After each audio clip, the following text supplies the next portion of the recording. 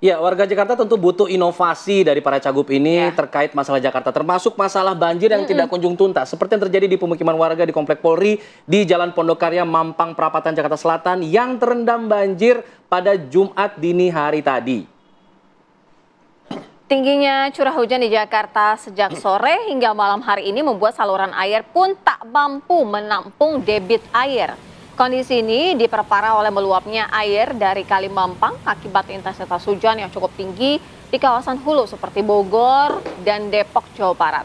Ketinggian banjir di perubahan Kompleks Polri hingga Jumat dini hari masih berkisar antara 40 hingga 50 cm.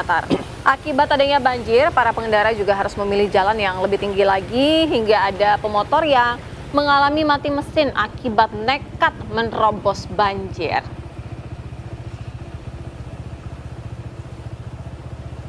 Nah, ini menjadi salah satu permasalahan pelik ya, Jakarta yang benar-benar belum terselesaikan hingga saat ini.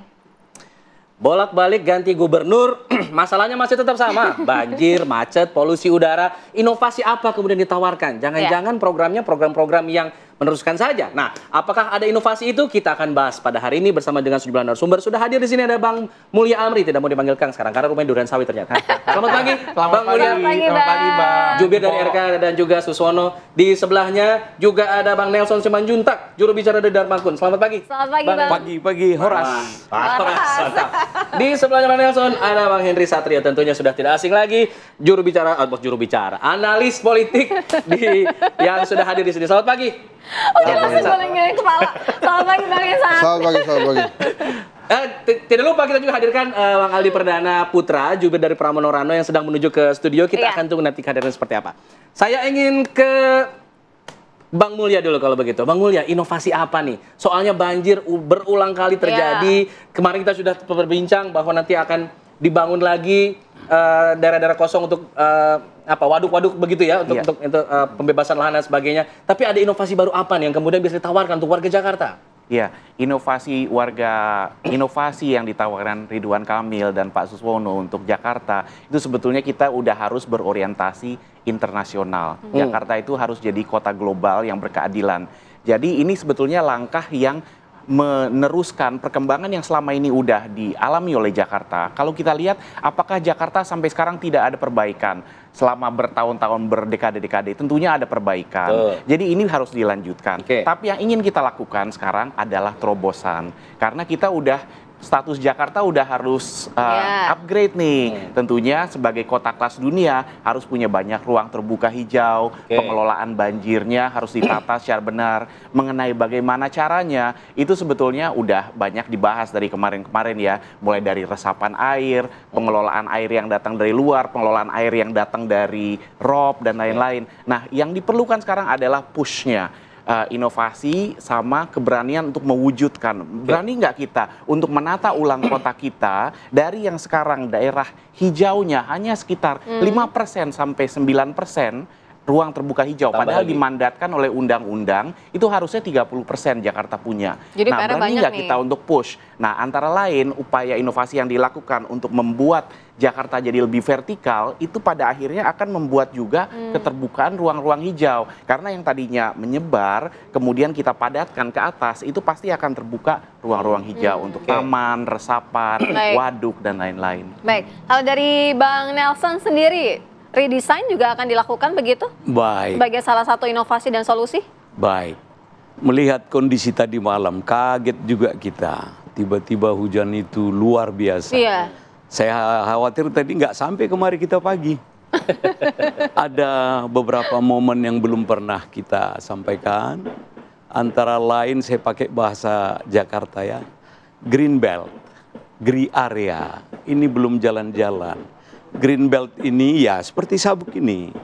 Kita harus koordinasi dengan kota-kota pendukung sekitar Jakarta, Depok, Bekasi, dan sebagainya. Kita butuh bantuan mereka. Selama ini Bogor dan area-area lainnya, jangan saling menyalahkan lah. Nggak bagus itu. Kita NKRI. Oleh karena itu, kota-kota dunia ini saling dibantukan. Walau pernah gagasan ada menteri Jabodetabek apa gitu dulu ya, saya lupa. Sekitar 17 tahun yang lalu. Ini kita tampilkan kembali, dan termasuk tadi GRI area, saudaraku tadi mengatakan banyak danau-danau belum kita aktifkan.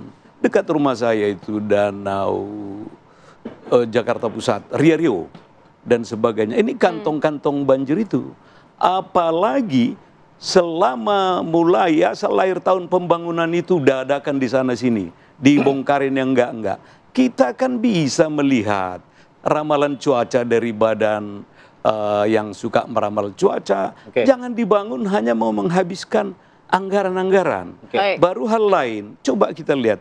Begitu kita bangun, ada beberapa institusi, sebut nama boleh, hari ini dia buka galian, besok ditutup, besok yang ini tumpang tindih. Kenapa kita tidak buat? Kita mau nyatakan Jakarta aman, keluargaku nyaman, dengan menampilkan bagaimana ekonomi global Jakarta yang mandiri, beradab, dan tentunya lestari. Oke, saya pengen sebenarnya untuk mendetailkan lagi, Bang Nelson. Apa kemudian langkah konkretnya seperti apa begitu? Kalau tadi kan gambaran umum, oke kita tahu pasti semua gambaran umumnya seperti itu. Tapi saya ingin yang lebih konkret. Misalnya seperti yang dikatakan oleh Kunwardana, bahwa kita sudah punya alat teknologi, alat pemindah awan. Kalau Doraemon mungkin gitu ya, alat pemindah awan gitu ya. Ini tapi seperti apa alatnya? Kalau memang ada alat itu, kenapa tidak digunakan dari kemarin-kemarin gitu kan? Bukan nggak ada alat itu membuat hujan, memindahkan hujan seperti yang beliau nyatakan boleh. Tapi kan nggak enak digarap sama rekan saya kiri kanan ini nantinya tentunya. Namun demikian, jangan tambal sulam itu seperti perencanaan itu tidak jelas. Akurasi data kita punya. Bagaimana penduduk hilir mudik, bagaimana polusi, kalaulah bisa. Kita tidak alergi, tidak malu-malu untuk mengambil sampel contoh dari yang terdahulu. Tinggal kita itu tadi satu kata kunci, inovasi ini. Inovasi apa yang kita sajikan setelah pesan-pesan berikut ini.